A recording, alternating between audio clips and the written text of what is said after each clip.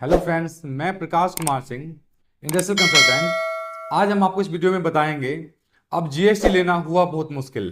आज हम इस पे चर्चा करेंगे। आप लोग हमेशा कमेंट से या फ़ोन करके हमसे पूछते रहते हैं जो जीएसटी नंबर के लिए अप्लाई तो किए हैं लेकिन जीएसटी नंबर मेरा बन नहीं रहा है। तो इसका क्या कारण है जो जीएसटी नंबर भी आपका बन के नहीं आ रहा है, आज हम इसके बारे में आपको बताएंगे। 1 अप्रैल 2017 को जीएसटी स्टार्ट हुआ था, तब से लेके अभी तक जीएसटी चलते आ रहा है।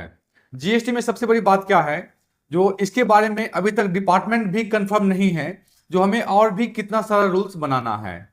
और जाहिर सी बात है, जब डिपार्टमेंट कंफर्म नहीं है जो किस किस रूल पे कब कब मुझे कितना काम और करना पड़ेगा, तो काम करने वाले कंसल्टेंट या क्लाइंट को कैसे पता चलेगा जो जीएसटी नंबर ले रखे हैं, उनको कैसे पता चलेगा जो जीएसटी नंबर में हमें अब क्या करना चाहिए। इसलिए कि जीएसटी डिपार्टमेंट हर समय समय पे अपना जीएसटी में कुछ ना कुछ अमेंडमेंट कंटिन्यू करते आ रहे हैं। जैसा कि आप हमेशा देखते होंगे, आपको कंसल्टेंट हमेशा बताता होगा जो अभी जीएसटी में ये चेंजिंग हो गया, अब आपको इस तरह से काम करना पड़ेगा। मतलब आप देखेंगे तो हर 3 महीने 6 महीने पे आपको कुछ ना कुछ चेंजिंग जीएसटी में दिखेगा। इसका रीजन क्या है, जब से जीएसटी स्टार्ट हुआ था तो बहुत नॉर्मल सिंपल सा जीएसटी बना था, लेकिन जीएसटी बनाने का मेन उद्देश्य था जो पूरे देश में एक ही टैक्स पूरे देश में लगेगा। मतलब जैसे कि पहले वैट चलता था तो अलग अलग जगह पे अलग अलग टैक्स लगता था, वैट लगता था, सीएसटी लगता था। तो इसको लेकर डिपार्टमेंट ने प्लान किया था, जीएसटी डिपार्टमेंट ने प्लान किया था, सेंट्रल गवर्नमेंट प्लान किया था जो पूरे देश में एक एक आइटम पे एक ही टैक्स लगना है। इसको लेके ये जीएसटी को बनाया गया था।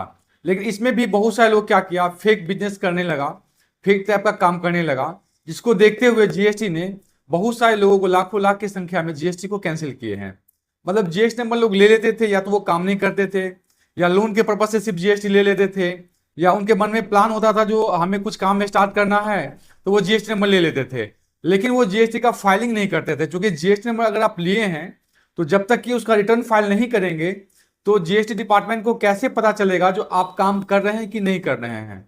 मान लेते हैं किसी महीने में आपका सेल नहीं जा रहा है तो कम से कम नील तो फाइल करना चाहिए आपको। अगर नील भी फाइल नहीं करते हैं तो जीएसटी डिपार्टमेंट को कैसे पता चलेगा जो आप क्या काम कर रहे हैं। इसको देखते हुए जीएसटी डिपार्टमेंट ये प्लान किया था। हम आपको बता दें मेनली इसमें प्रॉब्लम क्या हो रहा है। जैसे कि आप जीएसटी नंबर लेते हैं तो जहां पे जीएसटी नंबर ले रहे हैं वो आपका पर्सनल जगह है कि नहीं, वो रेंटेड जगह है कि नहीं।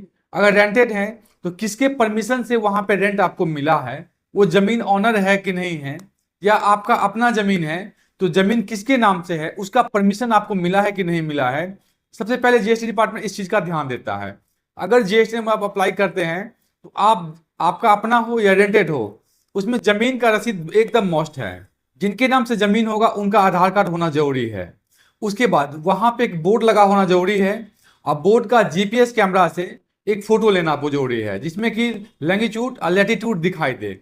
ऐसा अगर आप करते हैं तो जीएसटी डिपार्टमेंट को वेरीफाई करना बहुत आसान हो जाता है। मतलब जीएसटी नंबर उसी को अब मिलेगा जिससे कि जीएसटी डिपार्टमेंट संतुष्ट हो जाएगा जो अब इनको जीएसटी की जरूरत है, अब ये जीएसटी नंबर ले सकते हैं, अब ये जीएसटी नंबर को लेकर चला भी सकते हैं, तब आपको जीएसटी नंबर मिलेगा। ये तो ऐसा नहीं है जो हमें बैंक कहा जो लोन लेना है तो आप जीएसटी नंबर ले लीजिए, अगर आपको करंट अकाउंट खोलना है तो जीएसटी नंबर ले लिए, या आपके मन में कोई प्लान आया जो हमें कोई बिजनेस करना है और जीएसटी नंबर आप ले लेते हैं।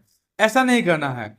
आपके रिक्वायरमेंट के अनुसार जीएसटी का जो नियम बना हुआ है उसके रिक्वायरमेंट के अनुसार जीएसटी नंबर आपको लेना है। इसके लिए ये सब काम अगर करेंगे आप तो आपको जीएसटी नंबर आसान से मिल जाएगा, नहीं तो महीने महीने आपको चक्कर लगाना पड़ेगा, जीएसटी नंबर आपका नहीं बन पाएगा। अगर हम लोग जीएसटी अप्लाई करते हैं तो जीएसटी डिपार्टमेंट उसका प्रॉपर रूप से वेरीफाई करता है। वेरीफाई करके वो संतुष्ट हो जाता है जो सही में इनका बिजनेस चल रहा है, सही में इनका दुकान है, सही में इनका ऑफिस है, ये जीएसटी नंबर लेने लायक है। जीएसटी नंबर लेने के बाद चलाएंगे तो ही आपको जीएसटी नंबर मिलता है। हम लोग को लगता है जो हमारा दुकान का वेरीफाई नहीं होता है, लेकिन time to time GST department से लोग जाते हैं और आपको वेरीफाई करते हैं।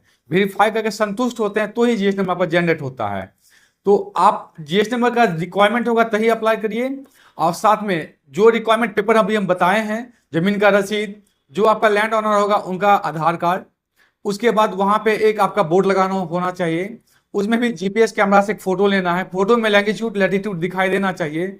इन सारी चीज को अगर ध्यान में रखेंगे तो आपका इजी में जीएसटी बन जाएगा, नहीं तो फिर जीएसटी बनना बहुत मुश्किल है। अगर जीएसटी से संबंधित किसी भी तरह कोई दिक्कत हो रहा है तो आप हमें कमेंट के जरिए पूछ सकते हैं, जिससे कि हम आपको आसानी से इसके बारे में और बता सकें। अगर आपको हमारा वीडियो अच्छा लगा तो लाइक शेयर सब्सक्राइब करें। हमारे वीडियो देखने के लिए बहुत बहुत धन्यवाद।